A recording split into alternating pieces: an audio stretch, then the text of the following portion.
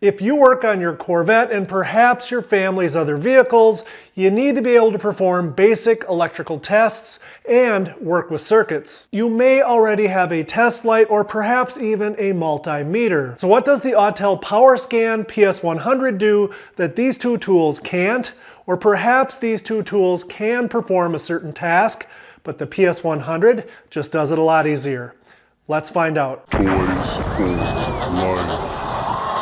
First, let's take a look at everything that comes with the kit, then we'll take a closer look at the PS100 and its various buttons, and then we'll jump into some examples of how we might use the PS100 when diagnosing circuits or component issues.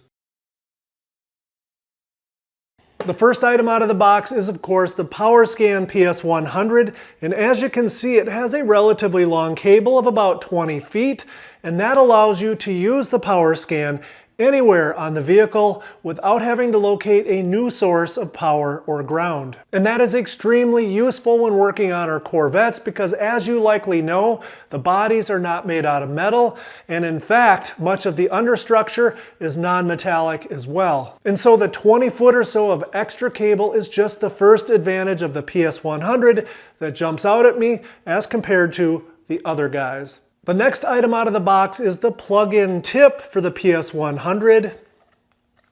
And the tip is removable for a very good reason. Depending on what you're working on, you may want to use the included tip, or you might want to attach an accessory that you already own, like this lead that has an alligator clip on the end, and that's just going to depend on the specifics of what you're working on. Next up out of the box is this lead with large alligator clips on the end, and it plugs into the cable on your PS100 quite securely, I might add. And this is for attaching to the vehicle's battery when you want to use it as the source of your power and ground.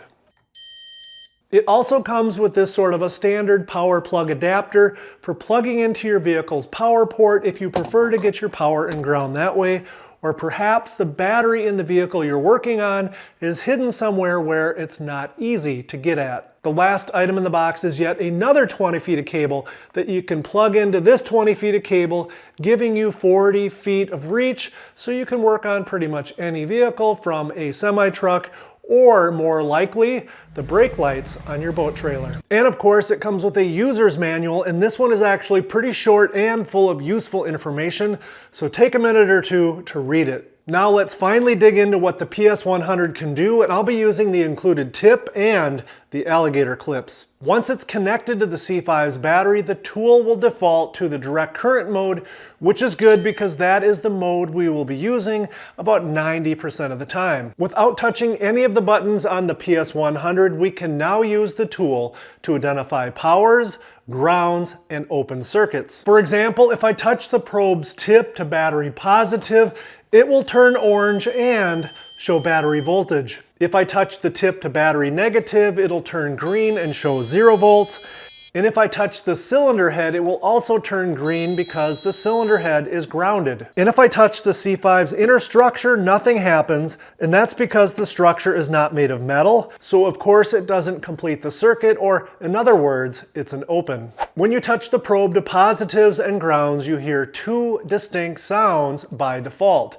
This is the sound it makes when it touches a positive, and this is the different sound it makes when it touches a ground. And in no time you will start to recognize each distinct sound. I leave the sound on because I like to hear and see the information the tool is giving me, but if you prefer not to hear the sound, you can easily turn it off by hitting the center button until you get to the little speaker icon, and then hold the center button until the speaker has an X through it, and now the tool will be silent.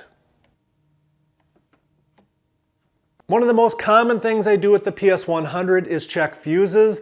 Anytime I'm working on a circuit or a component, I look at the wiring diagram and the fuse box and identify the fuse or fuses that are in there to protect the circuit I'm working on. So as an example, let's take a look at the C5's infamous electronic brake control module. After looking at the C5's wiring diagram and the legend on the underside of the fuse box cover, I've determined that there are 3 separate fuses that protect the circuits that are providing power to the electronic brake control module, and I've marked all 3 of them with a little piece of tape.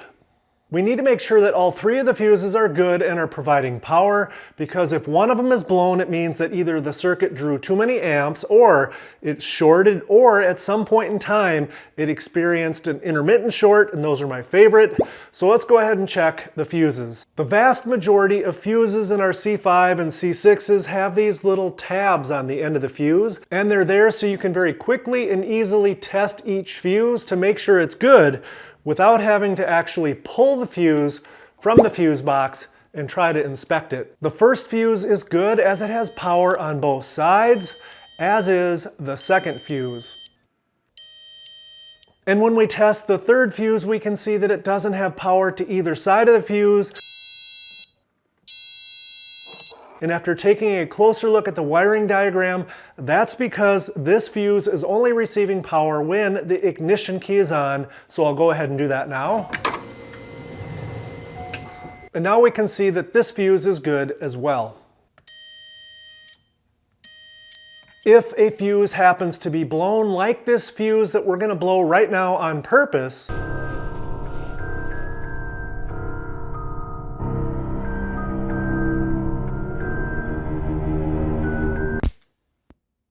then when you go to test it, you will only have power on one side of the fuse because there's no longer a path from this side of the fuse to the other side of the fuse. If you're like me and you have a whole bunch of spare fuses, it's a good idea to check to make sure the fuse is good before you put it in your fuse box. We can easily do that with the PS100. Simply toggle till you get to the resistance mode, then hook up the ground lead to one side of the fuse and touch the other side with the tip of the probe. And if you've got a good fuse, it should be 0 ohms of resistance. And if it's a blown fuse, it'll show open. Now let's talk about two things that absolutely set the PowerScan 100 apart from those test lights and multimeters, and that's this large rocker switch right here in the middle of the tool. Now I've got the PowerScan's cable attached to the C5's battery, and if you push in on the top part of this rocker, you get full battery voltage positive applied to the tip.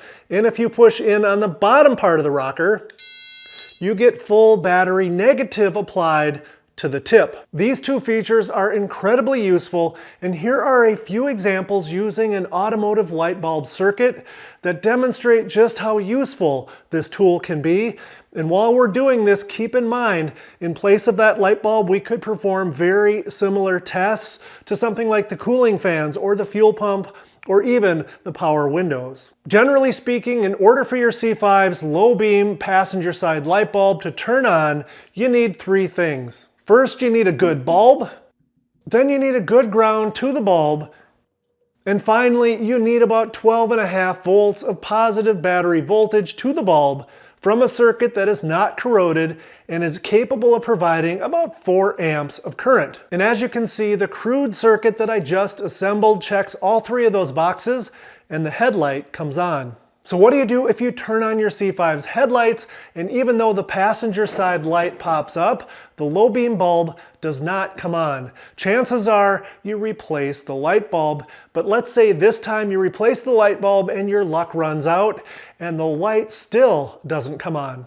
Did you buy a defective light bulb? Is there something wrong with the positive side of the light bulb circuit? Or perhaps the ground is missing from the light bulb circuit? Let's find out. First, like I said earlier, whenever I'm working on a circuit, I always check the fuses first. So checking fuse 8 and 10, which are for the low beams, both of the fuses are good, so let's proceed. Next, I'm going to go ahead and disconnect the plug from the light bulb. So imagine, if you would, for a moment, that there is a plug around these two conductors, and I'll pull the plug and set it aside for now, while I take about 20 seconds and test the light bulb using the PowerScan. First, I'll go ahead and connect the ground from the PowerScan to the ground terminal on the light bulb, and then I'm going to go ahead and energize the tip on the PowerScan and touch it to the positive side low beam terminal on the headlight. And so now we know for sure that the low beam on this light bulb is good. Next, let's go ahead and test our imaginary light plug and the conductors that are inside of it. First, I will check the ground conductor within the plug to make sure it does in fact provide a ground, and it does. And of course, next I'll check the positive wire inside the plug for positive battery voltage, and it's not there. And it's not there because for this test I disconnected the power from the battery. So now we know we have either a broken wire or a really corroded wire or a bad connector somewhere between the light bulb plug and that fuse for the low beams that we checked just a few minutes ago. What if instead of our passenger side low beam not working, instead the problem is our passenger side low beam is very dim compared to how bright our driver's side low beam is? If that was the case, we could back probe the positive side conductor with the plug connected to the light and the light on, and then hit the positive side of the plug with battery voltage from the power scan. If the bulb gets a boost when we add extra power, then we likely have some sort of corrosion or a loose connector somewhere in the positive side circuit of the low beam bulb.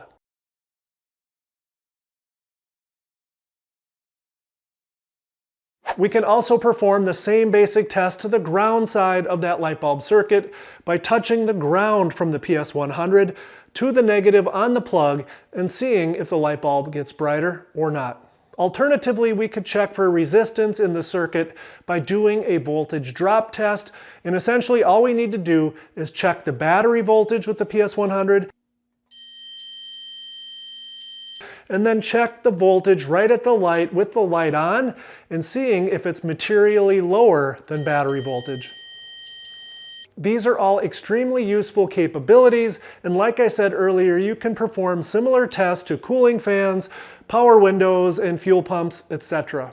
That having been said, you need to fully understand the circuit you're working on before providing power or ground using the PS100 to any circuit. If you happen to short out the tool, it is protected with a circuit breaker, and you can reset it by pressing the button right here on the side. But if you were to be careless and provide power or ground via the PS100's tip to a computer module or the computer without fully understanding the circuit and what you're doing, it is possible you could damage your computer or your module, and so you need to be very careful and diligent before making that decision to provide power or a ground with the PS100's tip. In addition to working with DC circuits, the PS100 can also work with AC circuits.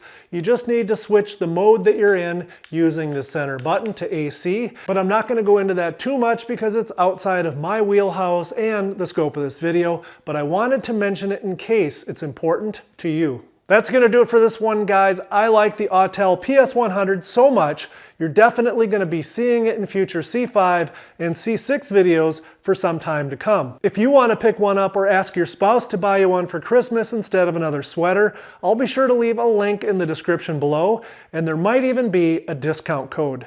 Thanks for watching.